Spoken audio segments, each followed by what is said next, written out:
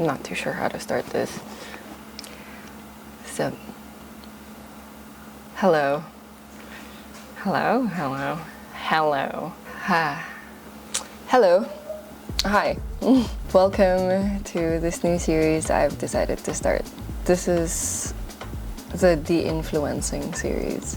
I noticed that everybody and everybody's mom is an influencer now. And I think that's just the sign of times changing. That this, whether we like it or not, is our society evolving. So I actually have some positive ideas on that, but we're gonna talk about the obvious. The main thing is that we are kind of losing touch of what's around us. We are so addicted to our phones now that we've kind of forgotten what matters most, and that it's okay to be raw, it's okay to be cringy, it's okay to just be yourself. And I think that along the way, we kind of lose that sense of authenticity. Putik, my camera is low bad. Okay, we're back. To continue, I started this series, the influencing series, to talk to you guys, not as an influencer, not to sell you things, but to kind of inspire you to essentially touch grass again. Because God knows I've needed it. This is gonna be me talking to you in front of the camera, being totally real with you guys. Welcome to the Influencing episode 1. I have like this weird tendency to move towards the camera, like really close, because we're very intimate. So today's episode is called 5 Uninteresting Things About Me. So to those who are new here, why do I do that? That's so influencer. To those who are new here, my name is Phoenix. I am a full-time musician. So hello. Why do I keep clapping? I don't get it. My name is Phoenix. In case you didn't notice. That's my real name. Mix Phoenix is short for Micaela Phoenix, and that was the name given to me by my mom. My full name is Micaela Isabel Phoenix. If you notice, I don't have a maiden name because Phoenix is actually my maiden name. My mom had me when she was very young. Being a single mom at a very young age, it was very difficult already to financially sustain the both of us. So thankfully, my grandparents were very supportive and they helped raise me. My parents didn't marry. I got my grandfather's name and I'm very happy with it because, well, obviously it's a cool last name. Who's gonna say no to Phoenix, right? To me, it's more than that. My last name kind of symbolizes my roots to me. I don't know if it's the same for you guys, but my last name is very, very important to me because it's a reminder of where I came from and who took care of me. I grew up thinking that this was very normal, that I was living with my mom. Although as time went by, I did start to wonder why every family event at school, everybody else had their 2 parents. Me, I had like a whole barangay with me. I had my mom, my grandparents, and her siblings. On one hand, I did feel bad about that because it made me confused and made me feel that I was weird. But I'm so happy and proud of the way that I grew up because I would not be the person that I'm proud to be right now.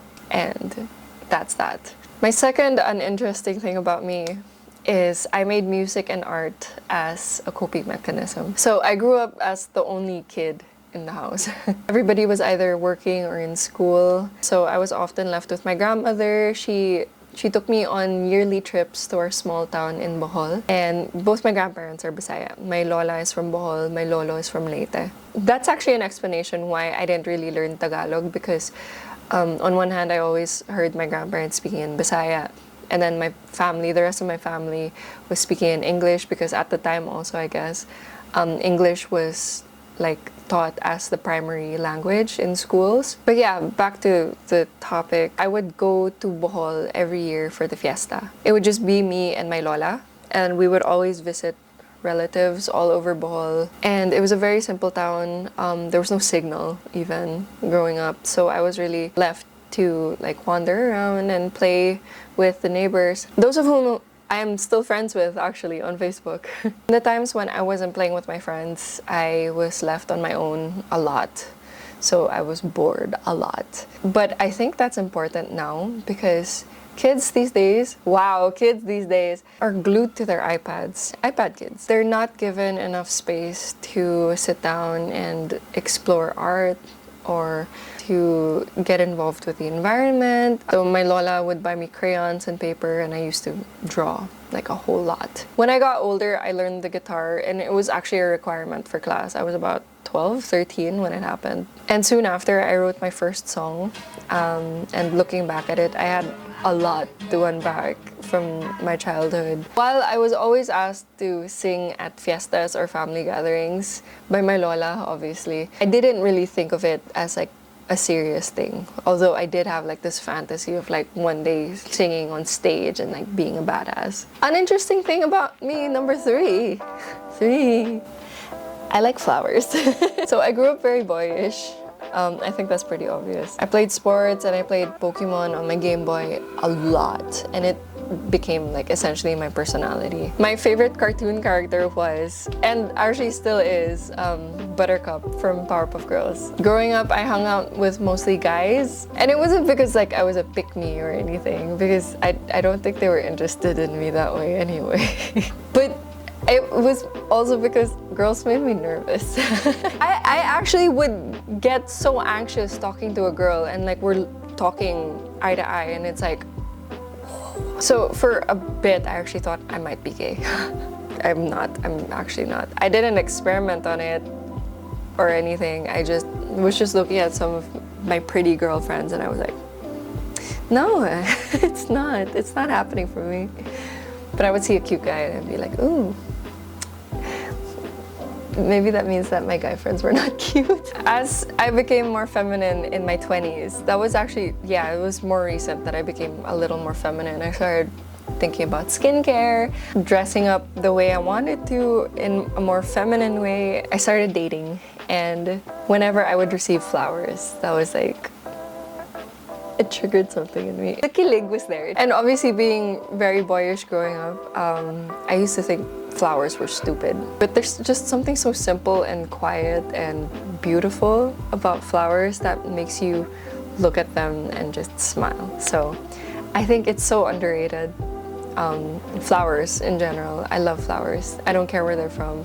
I just love the idea of getting flowers. And I don't think I can explain it to a full extent, but I guess to me, when you receive flowers as a girl from a guy, especially if it's a guy you like, or somebody who matters to you, you feel special. You feel like this is their way of saying thank you for existing or for the things you do. Even if a girl says she doesn't like flowers, get her the flowers anyway, just to at least symbolize that.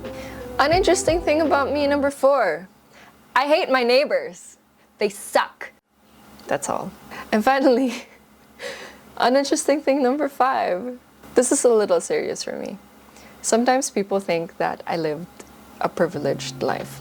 And to some extent I did. I live in a safe environment. I went to private schools. We have like just the right amount. My family is very frugal. My grandparents, especially coming from the province. I think that's helped me appreciate more of life and my family, because I learned that you don't need to live extravagant lives to feel fulfilled. And I like how I'm able to circle back into this because I'm really so proud of my roots. And I'm not saying like my roots of like, you know, my ancestors or like the origin of my last name and all of that. I'm proud of my upbringing. It was a very rocky upbringing, I would say, but if not for that, and if not for the people who love me, oh shit, I'm gonna cry. I'm not gonna cry. I would not be the person I'm proud to be today. So yeah, those were 5 uninteresting things about me. I hope you not naman see me differently. I hope this inspires you instead to look back at your roots, enjoy your life, everything around you, the people who love you, appreciate them a little more. Appreciate what you have currently, because influencers flaunt this lifestyle, this unattainable lifestyle that's just so perfect that we forget that we are going through difficult things, and that's normal. In short, I hope that this episode, or this series rather, reminds you to touch grass. See you in the next episode. Bye-bye.